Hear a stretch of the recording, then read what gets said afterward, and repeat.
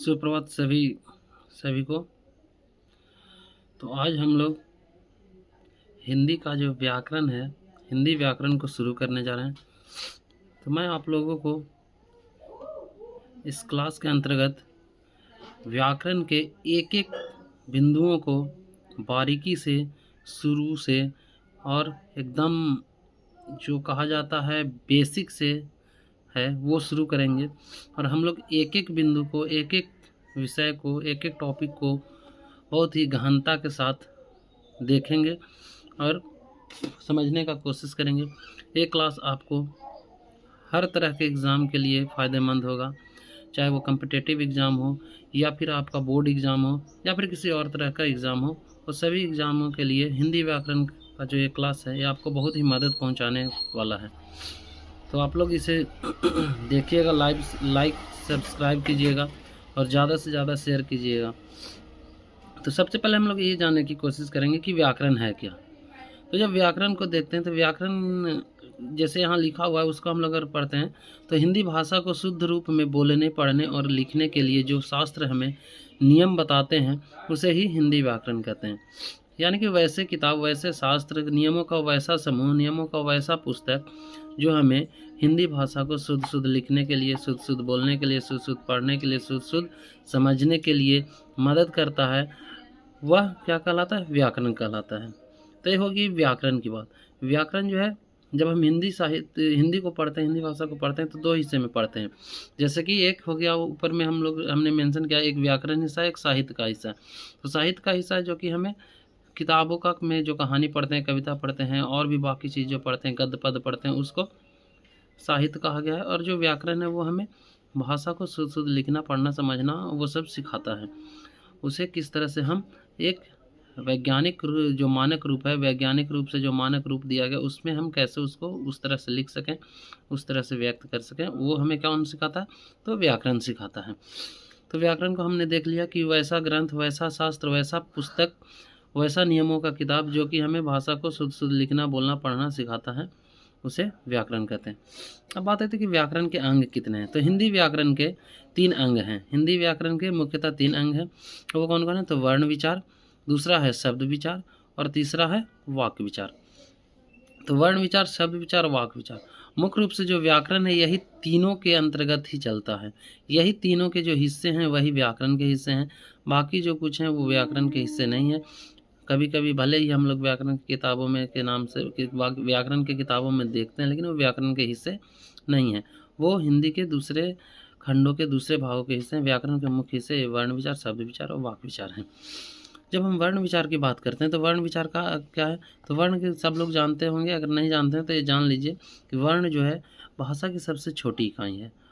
और वर्ण जो है भाषा की सबसे छोटी इकाई है। और वर्ण विचार में हम उसी सबसे छोटी इकाई के बारे में पढ़ते हैं, उसके ध्वनि चिन्ह के बारे में पढ़ते हैं, वो किस तरह से लिखा जाता है, उसके लिए चिन्ह क्या इस्तेमाल होता है, वर्ण जो है कितने प्रकार के हैं, अलग अलग उच्चारण के आधार पर अलग अलग कौन कौन से वर्ण हैं, और भी जो है भेद हैं तो कौन कौन भेद हैं, और वर्णों के किस तरह से इस्तेमाल होता है, वर्णों को किस तरह से तोड़ा जाता है, किस तरह से वर्णों को जुड़ने से और वर्ण बनते हैं और अक्षर बनते हैं। इन सारी चीज़ों का ज्ञान हम लोग इसमें पाते हैं। तो यहाँ लिखा हुआ भी है कि वर्ण भाषा की मूल इकाइयाँ। इसके अंतर्गत वर्णों के ध्वनि चिन्ह, उनके भेद तथा उच्चारण आदि पर विचार किया जाता है। अब हम लोग शब्द विचार देखते हैं। तो जब शब्द विचार को देखते हैं तो शब्द से ही पता चल रहा है कि वैसा क्षेत्र, वैसा भाग जिसमें हम शब्द के बारे में पढ़ते हैं। तो शब्द विचार के अंतर्गत शब्दों की रचना, उनके भेद तथा प्रयोग आदि के स्थानों का अध्ययन किया जाता है।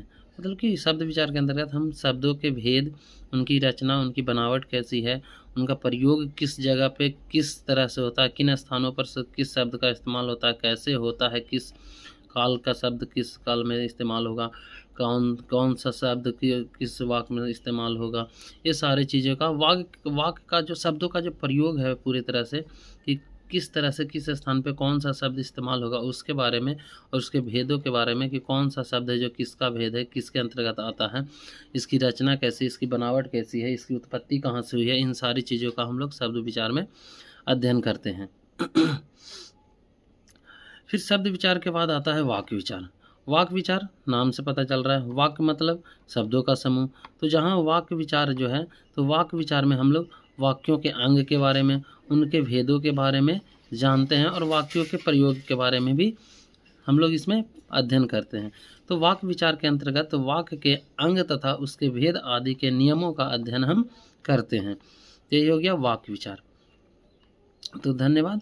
आज के लिए जो था ये हम लोगों का जो सबसे बेसिक है कि व्याकरण आखिर है क्या, हिंदी व्याकरण कहते किसको हैं, व्याकरण के अंग कितने होते हैं, उसको हमने देखा। तो व्याकरण क्या है, एक बार हम लोग इसको फिर से समराइज करेंगे और एक बार देखेंगे व्याकरण क्या है। तो नियमों का वैसा समूह, नियमों का वैसा शास्त्र जो हमें भाषा को शुद्ध शुद्ध लिखना, बोलना, पढ़ना, समझना सिखाता है, उसे व्याकरण कहते हैं। व्याकरण के मुख्यतः कितने अंग हैं, तो व्याकरण के मुख्यतः 3 अंग हैं, वर्ण विचार, शब्द विचार, वाक्य विचार। वर्ण विचार के अंतर्गत हम लोग वर्णों के बनावट, वर्णों के ध्वनि, वर्णों के उच्चारण स्थान और वर्णों के अलग अलग भेद के बारे में जानते हैं। वहीं शब्द विचार में देखते हैं, तो शब्द विचार में हम लोग शब्द के बनावट, उसके भेद, उसकी रचना, उसका प्रयोग किस स्थान पे कैसे कौन सा शब्द इस्तेमाल होगा, उसके बारे में अध्ययन करते हैं। और वहीं जब वाक्य विचार की बात आती है, तो वाक्य विचार में हम लोग वाक्य के स्वरूप, वाक्य के प्रकार, वाक्य के प्रयोग, वाक्य के अलग अलग रूपों के बारे में अध्ययन करते हैं। धन्यवाद। आज के लिए इस वीडियो में इतना ही। फिर हम लोग प्रस्तुत होंगे, हम लोग देखेंगे अगले वीडियो में आगे का जो व्याकरण का टॉपिक है, और अगले वीडियो में हम लोग बात करेंगे वर्ण विचार पे। तो मेरा अगला वीडियो देखना आप ना भूलें, और इस वीडियो पे जितना ज़्यादा हो सके लाइक करें, सब्सक्राइब करें और शेयर करें। जितना ज़्यादा शेयर कीजिएगा, जितना ज़्यादा बच्चों तक के जाएगा, उतने बच्चों के वीडियो फ़ायदा पहुंचाएगा। आप अपने साथ साथ अपने दोस्तों को, अपने हितैषियों के भी फ़ायदा पहुंचाने का काम करें, क्योंकि ये वीडियो आपको बहुत ही मदद देने वाला है हिंदी व्याकरण के लिए।